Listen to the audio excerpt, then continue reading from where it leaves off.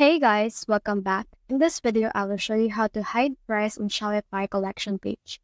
Let's get started. So in order to change that, let's head over in here on the three dots on your theme, and then from there, click on edit code. Now on this edit code right here, let's head over and search for the file which names component card. So let's search in here for component, and then card. And we have this component card that's CSS. So let's click on that, and in here we should be able to see this. So what we can do is we can head over and then just scroll all the way down, and then let's head over and add in here a new code. So let's add this code that we have right here, which is .card-information price display non-important. So let's copy that, and then let's paste that right here. Once we have done that, let's head over and then try to save this.